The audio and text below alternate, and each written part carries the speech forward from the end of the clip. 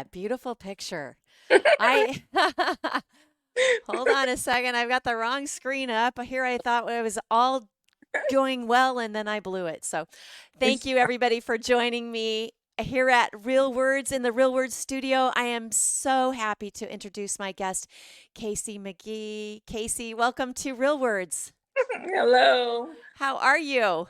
for having me. I'm great. Thank you for asking. Case Casey is the author of Keep Me, and I'm going to give her a moment to introduce herself and then we'll jump right into our conversation.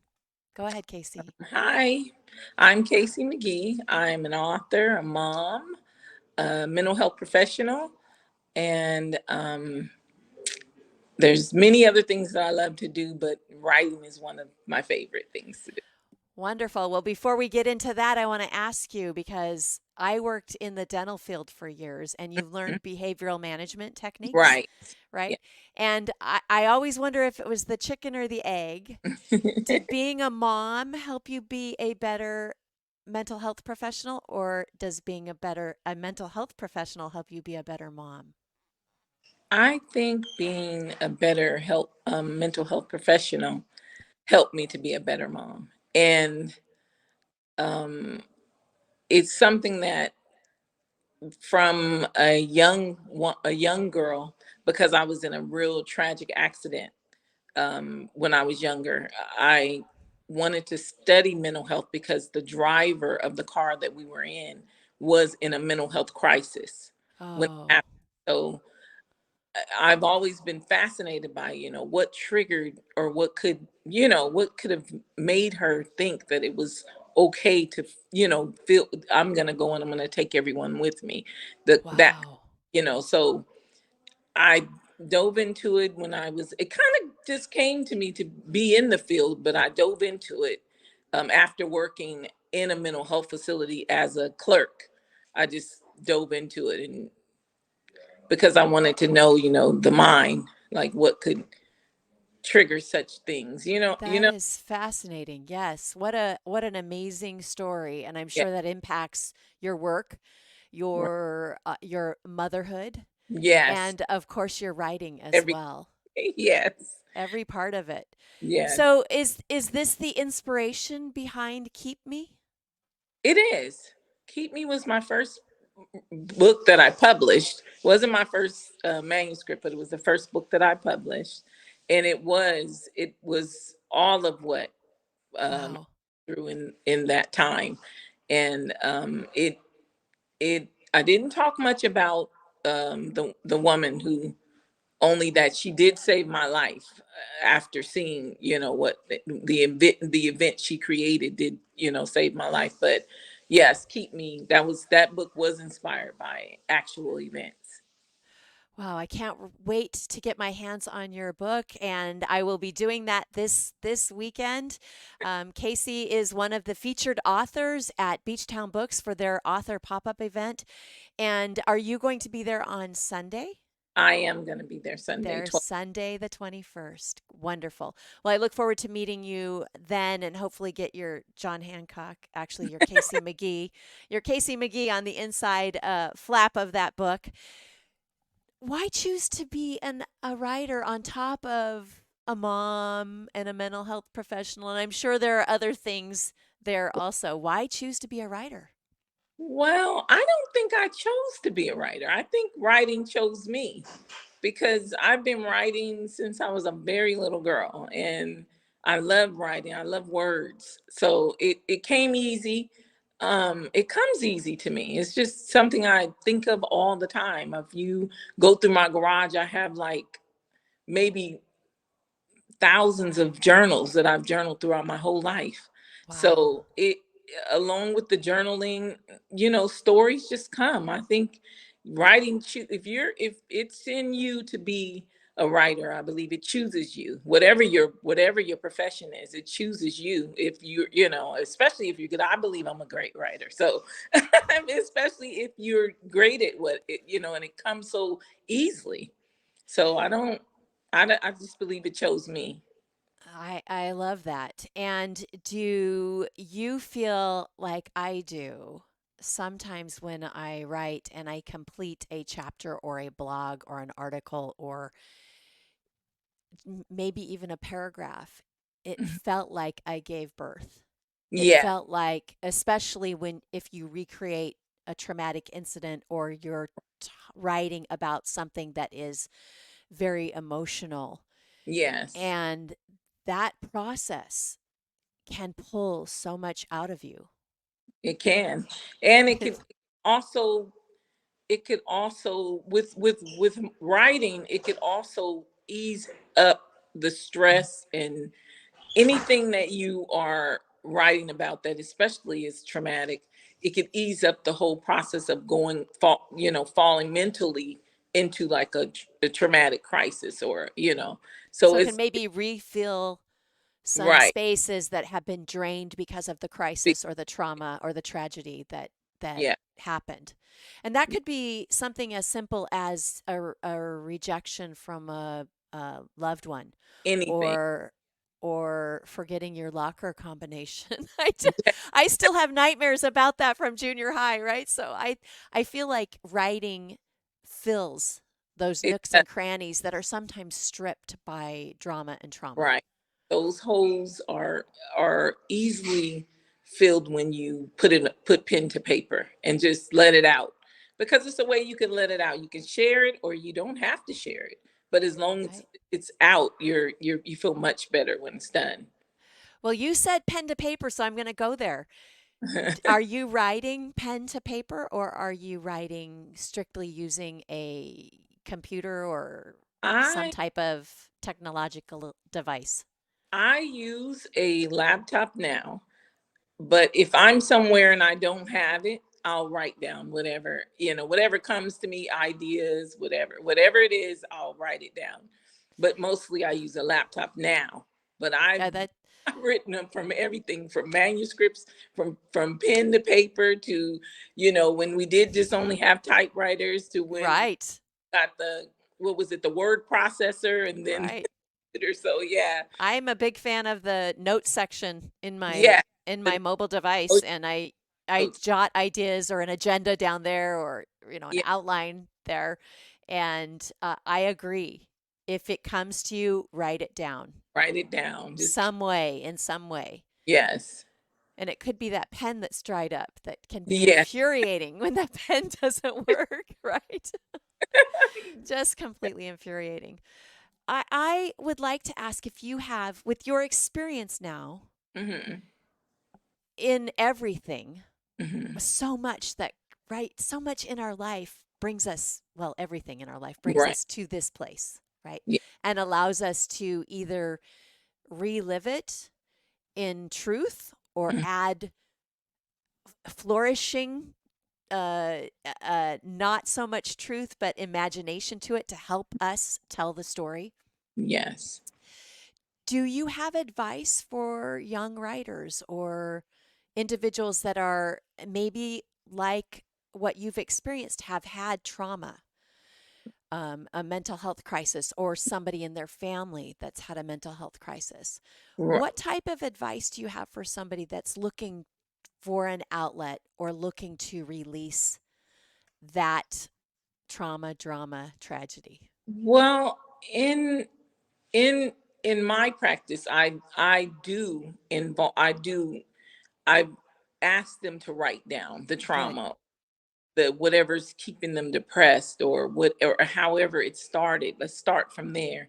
I really believe that once you put it on paper and you're able to look at it and think about it, it's easier to let it go. No matter what it is, it's easier to let it go if you actually write it out and see it. And you, like I said, you don't have to share it with anyone. You can share, but you don't have to. But it's easier, you feel better. It's a lot of after the pandemic, there was so much that people, took in from that. The scare, the loss. So many people lost family members, loved ones, friends. And really, it was a lot mentally to cope with during that time, because you're still trying to live, everyone was still trying to live, but we were still all taking in what was happening around us, which was a lot of death and a lot of, grief and Yes. fear. So I believe, especially after experiencing the pandemic and seeing what I saw afterwards, the aftermath of it. People chose Right. not to work, people chose not to go, some people were scared to go out, people are still scared to touch things. Yeah. So when you think about that, and those are traumatic events for us, for everyone. So Truly. right. So it's one, and we are all now just getting out. We processed it, we're getting out, but mentally, some of us haven't really healed from that. So to now have to go through the healing process and still be in fear of what may come next, because a lot of people are like, well, what are we going to do? What are we going Right. to, what's going to happen to us next? To kind of ease that pressure and fear is to just sit back, take in what you have in the moment, write down your fear and let it go, because there's nothing you will be able to do about any of the fear unless you deal with it head on. Like I said, to ease it up, though, you can just write about it Yeah. and live without that fear. So I really appreciate that insight. And one thing that I've discovered through these interviews and talking with authors and writers, whether they're songwriters or writing a screenplay or an avid blogger or article writer, a technical writer, is that even though it is a solo practice, right? right. This is something that you are doing by typically by yourself, typically in a quiet place. Some people enjoy going to a coffee shop or Yeah. writing with music on. I personally cannot do it. But some people, it is typically a solo process, a solo right. event. But when we publish and we share, all of a sudden we are connecting in some Yeah. way, whether it's us connecting out or somebody being drawn to what we've shared and Right. connecting to our writing. And I really appreciate your insight as a mental health professional, Yeah. understanding how living through and grieving Right. are opportunities for connection, Right. They are. right? So, with that, right, understanding that this is a very human It is, because process. it to function no matter how these things hash out. You're expected to function under those mental conditions that you're not sharing, pretty much with everyone that you're around, that you surround Right. yourself, may not be sharing what you're feeling. So yes, it's Yeah. important that if you can, talk about it with someone if they're feeling some people fall into depression just because of those things. Right. Very Right. important to share. So that kind of touches on my fear. It's not really a fear. I've talked a lot about technology and Mhm. the approach of AI into creation. Right. When we think about design, imagery, Hmm. film, voiceover work, all of us have heard those fake voices on Yeah. social channels, right? And also writing now with the idea that ChatGPT or Gemini or any other type of AI platform, writing platform, Right. allows a air quote robot or machine to write. Right. When you consider the impetus behind your writing, when I hear you tell where Keep Me came from, Yes. there's no way No, a robot could write about this. right. So the more conversations I have, the more that fear of losing creativity is pushed aside. How do you feel about that? How do you feel about Gosh, I think it's technology? I think it's the most scary. It's so scary to believe that we're there's already absolutely issues with writers, real writers that love to write, that have the passion to write.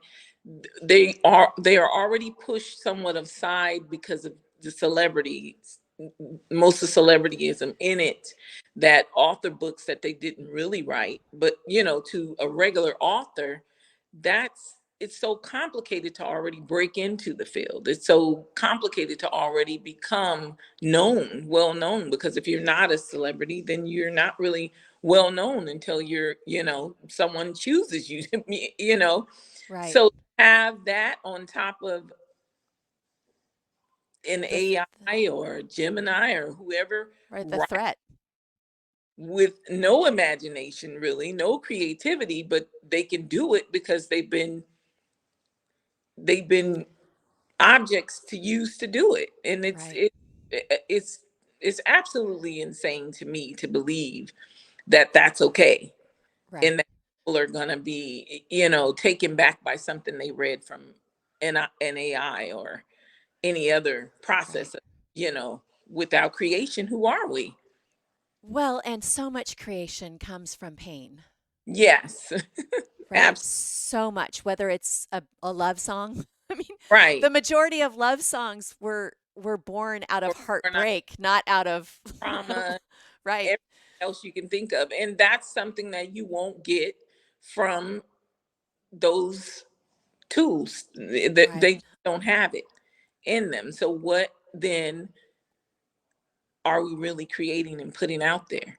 It's emotionless. Yeah, It's right. humanless. It's It human. What yeah. could we gain from reading or some creation from an AI? We can't gain anything. There's no fix No. to And that. So there's no healing for the writer. So much yeah, of writing is for healing and forgiveness yeah, and growth and development, right? I can see right, growth and development in AI. The more that it learns, the more right, growth it will have. But d- as a person writing, for me, it's always been a time to heal or grow or yeah, to answer a call from my curiosity, right? right. How do we continue to learn?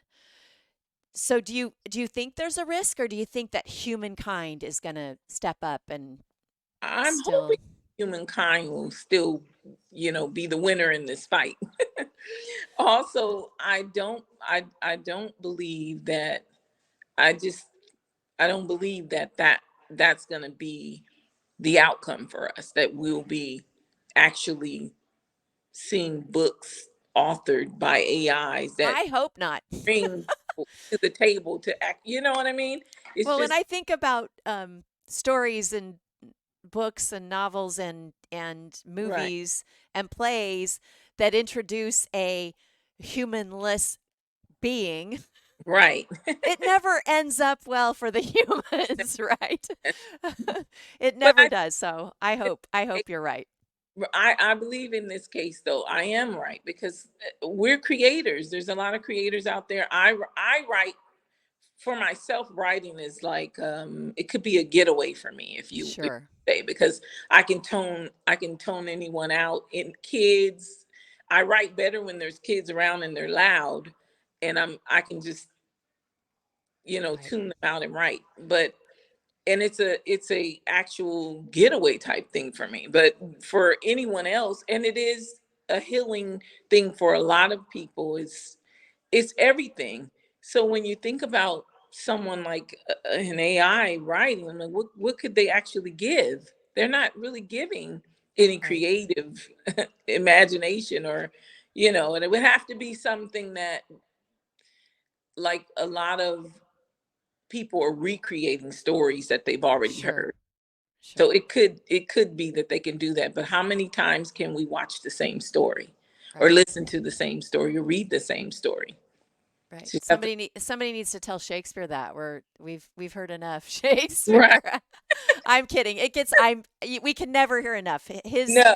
his work has been recreated in so many ways. So I appreciate the foundation that William Shakespeare has given to Right, writers and creators everywhere. Wh- right. What's next for you? Oh, I've been working on a film for about 5 years, and it's Wow. my book's Keegan's Fury. And the pandemic kind of set us back, so we're back on track with that. And I'm hoping to have a maybe at the end of the year have a oh my gosh, why am I getting lost? That's okay. That's okay. Here to have a short film of it done. Okay. So Okay. that, and I'm working on, well, two of my new books will be out at the by the end of the year as well. Wow. Wow. I'm Well, working. we will watch for those. Before we get away, and my guest today is author KC McGee. Thank you for joining me on Real Words. I would love for you to share who inspires you. Do you have a writer or a content creator that inspires you? Stephen King always inspired me.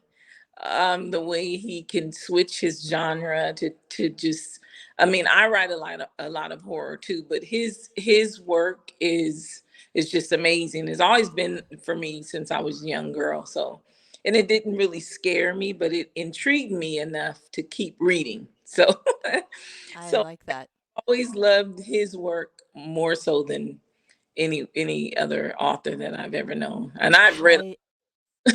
I I've got to try. I have read horror and have read one Stephen King novel, but hearing you describe it like that, it Yeah. reminds me of even though that salsa is hot, Yeah. I'm still going back for more, right? Right, because I'm not a big fan of watching horror, but I can write it. It's really strange, but I love the way Wow. he puts it down. Is it's so it's a little bit, it's a little subtle, as you could take it in a little bit. Yeah. But yeah, he's one of the best, one of the greatest. I love that. Thank you for that. Where can we find your work? What's the best place for us to find your Uh, books and to learn more about you?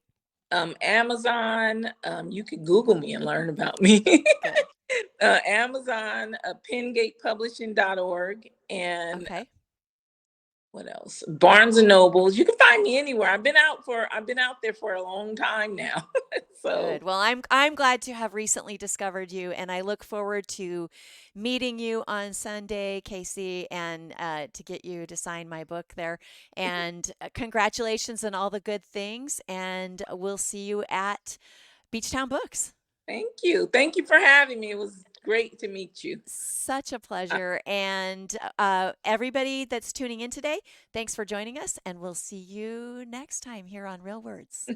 bye bye.